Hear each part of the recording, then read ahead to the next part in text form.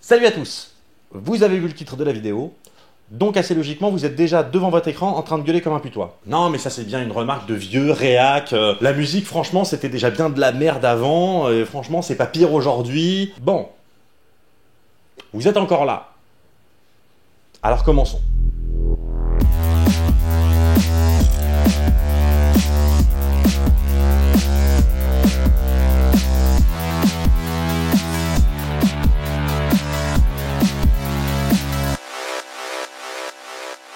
Bon, je sais que vous risquez de pas du tout être d'accord avec moi, mais laissez-moi plaider mon machin, s'il vous plaît. Dans les années 60, on avait ça.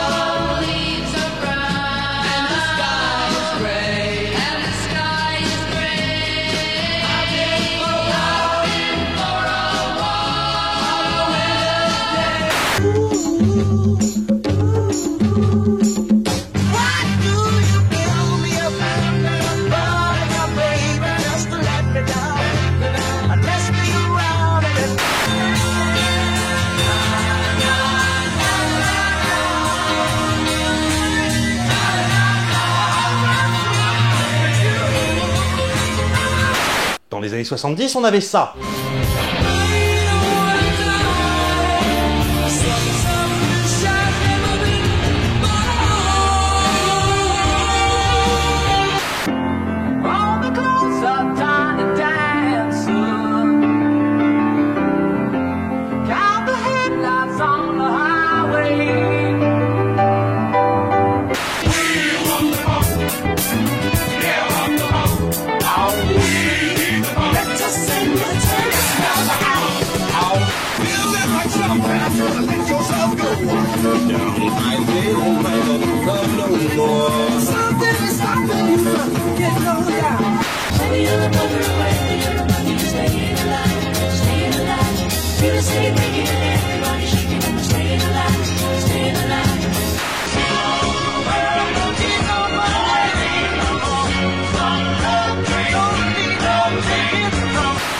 Années 80.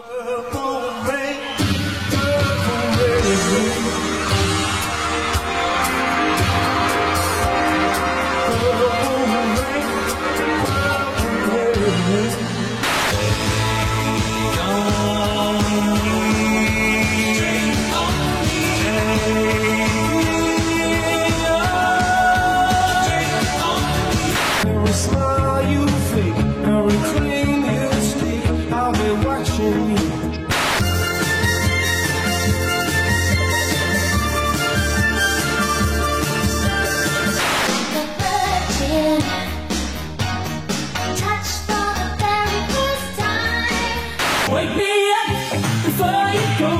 Don't leave me hanging on the line with yo-yo. Wake me up before you go. I don't wanna miss it when you hit that.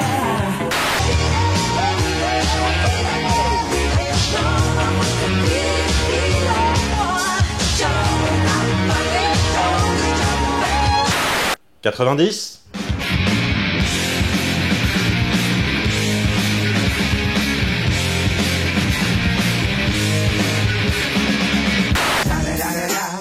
It's the one and only Eagle Double G. Da, da, da, da, da. You know I'm mobbing with the D.R.E.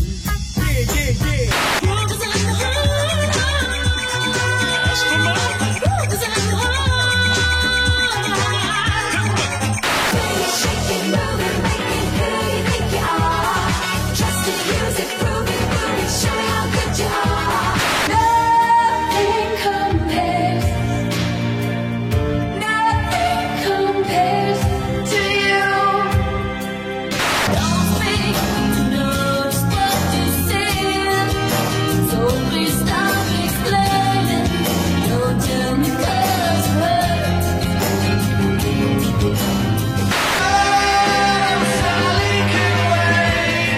She knows it's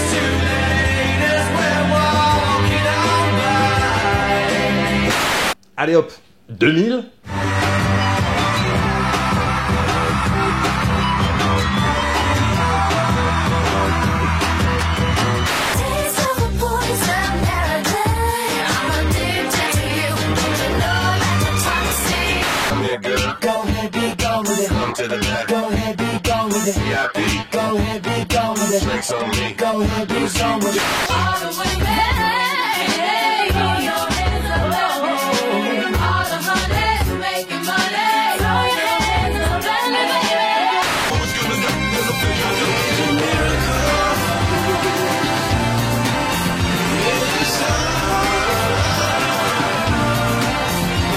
Et aujourd'hui, on a ça. Despacito, quiero respirar tu cuello despacito. Deja que te diga cosas al oído. Ou ça. Je fais repérage de femmes sur les réseaux. J'ai vu celle-là. Ou ça. On va où? On fait quoi? On s'enfuit. On dit ici, on y va. Alors oui, je sais, vous allez me dire, c'est totalement biaisé parce que c'est hyper facile de sortir des tubes d'avant et des boosts d'aujourd'hui, je suis d'accord avec vous, de la même manière que je suis d'accord pour dire qu'il a toujours existé des tubes et des boosts avant comme maintenant. Mais cherchez dans votre propre mémoire, si vous avez au moins 20 ans. Parce que clairement, si vous n'avez pas encore 20 ans, vous n'allez pas avoir suffisamment de recul. Vous savez bien qu'il y a dans votre passé des chansons auxquelles vous êtes particulièrement attachés et qu'il y en a plus dans votre passé que dans la musique d'aujourd'hui. Bon, en fait, évidemment, non. La musique, c'était pas mieux avant. Il faut être clair, voilà. Mais pour ceux d'entre vous qui pensent que, quand même, la musique avant, ou les films, ou les livres, hein, enfin, ce que vous voulez. Bref, d'une manière générale, à chaque fois que vous vous dites « c'était mieux avant », eh ben, il y a plusieurs choses qui rentrent en jeu. Tout d'abord, si on reste simplement sur le sujet de la musique. Sortir un disque il y a 30 ans, c'était pas comme sortir un disque aujourd'hui, permettez-moi de vous le dire. Il n'y avait pas de home studio, et ne serait-ce que faire une maquette, ça coûtait cher. Du coup, et assez logiquement, faire de la musique écoutée par un public, hein, j'entends, c'était quelque chose qui était plutôt réservé aux professionnels, et professionnels, ça voulait globalement dire qui sait jouer d'un instrument et ou qui sait chanter. Sauf bien sûr si on était face à quelqu'un qui était capable de faire rentrer de l'argent sans démontrer aucune once de talent musical, hein. Ça a existé aussi. Aujourd'hui, grâce au développement des home studios, aux progrès technologiques, aux instruments virtuels, aux loops, à internet, enfin bref, grâce au progrès, c'est devenu possible et accessible pour quasiment n'importe qui de faire de la musique et de rendre cette musique accessible à un public. Et ça, c'est bien. Et c'est de la merde. C'est souvent de la merde, oui, effectivement, mais alors déjà, quand c'est de la merde, en général, ça rencontre pas franchement un grand public, mais surtout, ce qu'il faut retenir, c'est que ça permet à des artistes de créer et d'être entendus par un public sans passer par toutes les étapes précédentes. Directeur artistique de maison de disques, contrat, production, promotion, tournée, etc. Tous ces trucs. Bref, en résumé, aujourd'hui, il y a beaucoup plus de gens qui peuvent faire de la musique qui va être écoutée par tout le monde, et donc, statistiquement, mécaniquement, il y a beaucoup plus de bouse, on est d'accord. Mais ce n'est pas tout. Le deuxième point est directement lié au fonctionnement de notre mémoire. On a déjà eu souvent l'occasion d'en parler. La mémoire à long terme est une mémoire qui est épisodique. Notre cerveau enregistre des bribes à droite à gauche sans qu'on sache vraiment ni comment ni pourquoi ces souvenirs-là plutôt que d'autres. C'est comme ça que ça fonctionne. Et le fait est que notre mémoire est remplie de chansons qui nous ont marqués. Et que, assez naturellement, plus la chanson est ancienne, plus le souvenir est ancré. D'où la remarque de tout à l'heure qui se voulait absolument pas désobligeante, comme quoi si vous n'avez pas encore 20 ans, vous n'avez peut-être pas encore suffisamment le recul pour comprendre ce truc-là. Vous l'avez pas expérimenté. Une chanson qui m'a marqué, moi par exemple, enfin, mais pas que moi, je veux dire, c'est Billie Jean de Michael Jackson qui est sorti en 1983. Notamment, ça m'a marqué pour ça.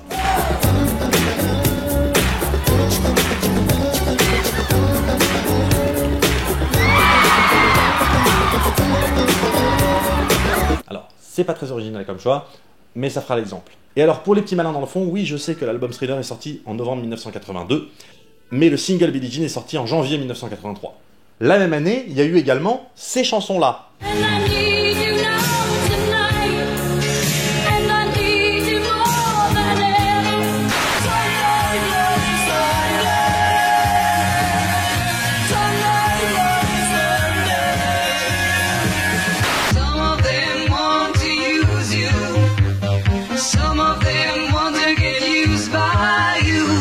Oui, à l'époque, on savait faire de la musique. Sauf que pas plus à l'époque qu'aujourd'hui en fait, parce que la même année, il y a eu aussi tout ça. Je suis vital et je le reste. Et dans le verbe et de votre geste. Vos saisons sont de lumière.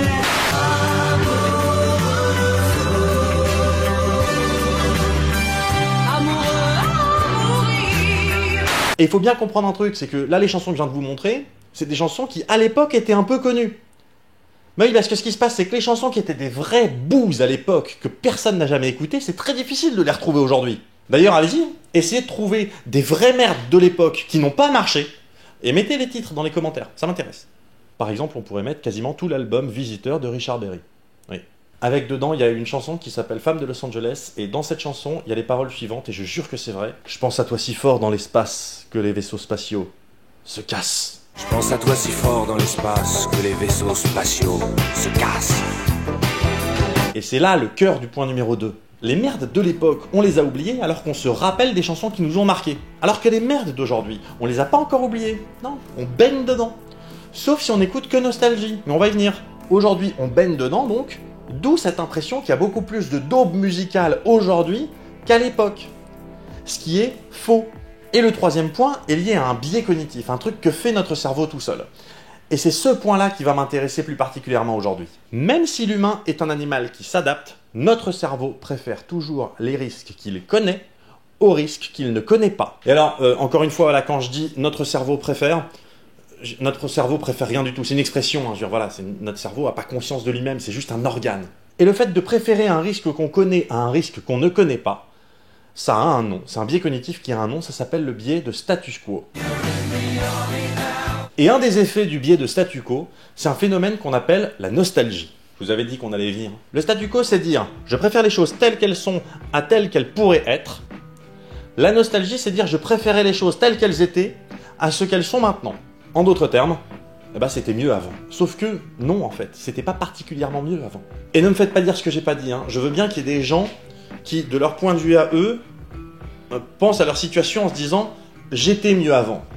Mais là, il ne s'agit pas du monde autour d'eux, il s'agit de leur situation propre. Avant de divorcer, avant de perdre un emploi, avant de perdre un être cher, etc. Évidemment. D'ailleurs, vous remarquerez assez souvent que les gens qui vous disent « la musique, c'était mieux avant », seront en général les mêmes qui vont vous dire à propos de la musique d'aujourd'hui « non mais c'est pas de la musique ça ». Ce n'est pas tant de la musique qu'ils n'aiment pas que de la musique qu'ils ne comprennent pas. Ou qu'ils refusent tout simplement de comprendre. Dans le monde de l'entreprise, une des plus grandes peurs des employés est la peur du changement. On est exactement face au même biais. Et il est hyper facile, dans ce cas-là, de comprendre pourquoi ce biais existe, hein, c'est totalement légitime. Le changement dans une entreprise, ça peut vouloir dire que des gens vont être licenciés, ça peut vouloir dire qu'il va falloir apprendre des nouvelles compétences, et peut-être qu'on sera pas bon dans ces compétences. Peut-être qu'on finira par se faire virer, peut-être qu'on sera inefficace, peut-être qu'on sera devenu inutile dans cette entreprise, peut-être que l'entreprise elle-même va prendre une direction dans laquelle elle va se planter. C'est légitime d'avoir peur du changement. Ça veut dire que ce qu'on faisait jusqu'à maintenant, ce qu'on était habitué à faire et ce qu'on savait faire, il va falloir le mettre de côté et apprendre à faire d'autres choses. Le biais de statu quo est une nécessité au même titre que la peur est une nécessité pour la survie. Mais de la même manière que dans certaines circonstances, il faut savoir dépasser sa peur, il y a des situations dans lesquelles il faut savoir accepter le changement. Et c'est d'autant plus important aujourd'hui alors que notre monde change de plus en plus vite. Parlons d'un sujet qui, à l'échelle de l'histoire de l'humanité, n'a aucune importance, mais qu'on connaît un petit peu. YouTube! Et plus spécifiquement, on va parler d'une chaîne sur YouTube. Et pour froisser personne, on va parler de ma chaîne. Mais retenez bien que ce que je vais dire à propos de ma chaîne est valable pour absolument toutes les chaînes sur YouTube. Il y a 3 intervenants dans cette équation. Il y a d'abord la plateforme elle-même, YouTube. Ensuite, il y a ma chaîne, donc oui, moi, voilà. Et enfin, il y a vous, les spectateurs. Voilà. La plateforme, on n'a pas tellement la main individuellement sur la façon dont elle évolue. Mais voilà ce qu'on peut déjà en dire. YouTube n'est pas une plateforme éditoriale. Ce n'est ni YouTube ni Google qui décident ce qui va être le contenu de YouTube, ce qui va faire le contenu de la plateforme. Ce qui fait le contenu de la plateforme, c'est une équation très complexe entre les créateurs de contenu et les spectateurs de contenu. Du coup et de ce fait, YouTube est une plateforme qui s'adapte par nature aux changements et aux évolutions de ce monde.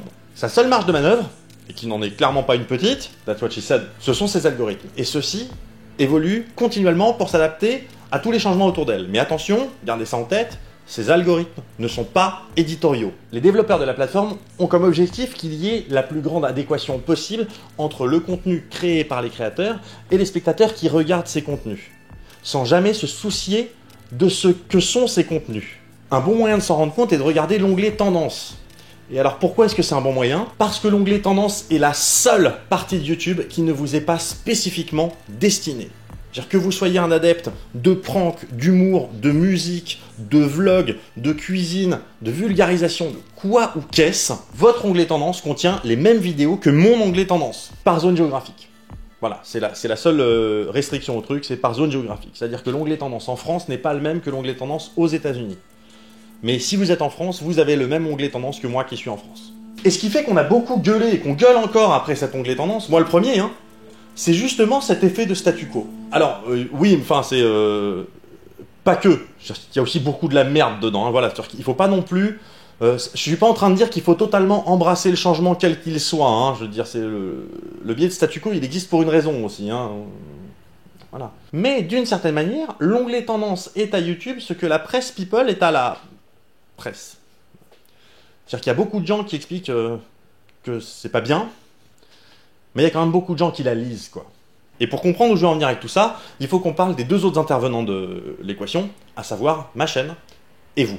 Je suis un être humain, et de ce fait, comme tout le monde, je suis sujet à cette crainte du changement. Et ça peut se ressentir sur ma chaîne, parce que je sais les raisons pour lesquelles vous vous êtes abonnés, pour ceux d'entre vous qui sont abonnés. Sinon, abonnez-vous. Et faire évoluer sa chaîne vers quelque chose de différent, c'est quelque chose qui fait peur. Une tendance naturelle vers laquelle on tend tous, c'est justement de s'adapter aux modifications de la plateforme elle-même. Et là, pour le coup, au moment où je vous parle, c'est très simple. S'adapter aux modifications de la plateforme, ça veut dire faire plus de vidéos, 2 ou 3 vidéos par semaine, quitte à ce que le contenu soit plus lisible, plus clair, plus simple, plus facile à produire et à regarder. Une autre tendance naturelle consiste, à l'inverse, à ne pas s'adapter au changement et à résister au maximum au changement. Quitte à ce que, si ça ne fonctionne pas, on en vienne à se dire que, eh ben, en fait, tout ça aujourd'hui est devenu de la merde. Et c'était bien mieux avant.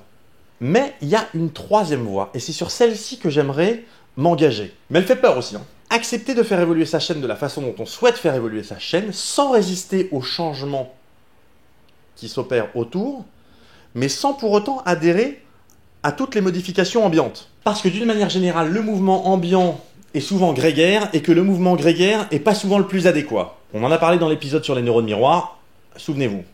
C'était le bon vieux temps de la chaîne. Non, justement, et c'est là que je veux en venir. Cela dit, ce changement ne peut se faire que si vous aussi vous acceptez ce changement. Et peut-être que ça vous plaira pas. Je veux dire, peut-être que tout à fait légitimement, vous préférerez la chaîne telle qu'elle était avant plutôt que telle qu'elle va être. Et c'est votre droit, bordel. Et ce qui est valable pour ma chaîne est valable pour toutes les autres chaînes. Toujours est-il que la réflexion que je vous propose est la suivante. J'ai reçu un message il y a peu de temps d'un internaute qui était très bien intentionné en plus, hein, très gentil et tout, qui me disait qu'il fallait que je fasse beaucoup plus de vidéos. Quitte à ce que la qualité soit pas au rendez-vous, quitte à ce que ce soit seulement du fast cam, ou alors quitte à, quand je fais un gros épisode, à le couper en 4, comme ça fait 4 vidéos, etc. Et ce sont des propositions efficaces. En effet, il n'y a aucun doute sur le fait que si je multiplie les vidéos qui sortent, la chaîne va être beaucoup plus visible. Par ailleurs, vous pouvez être tenté, et je le comprends parfaitement, c'est-à-dire que moi sur d'autres chaînes je le serais tenté pareil, de mettre un commentaire immédiatement pour dire non, baisse pas la qualité, on s'en fout de la quantité, les vidéos sortiront quand elles sortiront, tout ça, et c'est adorable. C'est adorable, vraiment, je le pense d'autant plus que moi-même j'ai déjà mis des commentaires comme ça sur des chaînes YouTube. Sauf que la réalité du monde dans lequel on vit, ce n'est pas ça. La réalité, c'est que pour les chaînes auxquelles j'ai mis ce genre de commentaires, eh ben je préférerais quand même qu'il y ait plus régulièrement du contenu. Quitte à ce que la qualité soit un peu moins... voilà. Tout simplement parce que les nouvelles vidéos de ces chaînes me manquent. J'ai envie de voir des nouvelles vidéos de ces chaînes. Ça me manque. Mais dans le même temps, soyons clairs, je souhaite que quand je re-regarde une ancienne vidéo, elle soit de qualité au top, quoi. Voici donc un paradoxe que je vous soumets et une proposition de réponse à ce paradoxe. Alors le paradoxe, d'abord. Je souhaite faire des vidéos qui sont de qualité, avec des sujets qui sont de plus en plus complexes. Et souvent, beaucoup trop complexes pour moi au moment où je commence à m'intéresser au sujet. Et donc ce sont des vidéos qui non seulement demandent plus de temps pour tout ce qui est qualité technique de la vidéo, hein, le côté visuel, mais en plus ça demande beaucoup plus de temps pour que je comprenne de quoi je parle. Mais dans le même temps, je souhaite également faire plus de contenu, pour plein de raisons.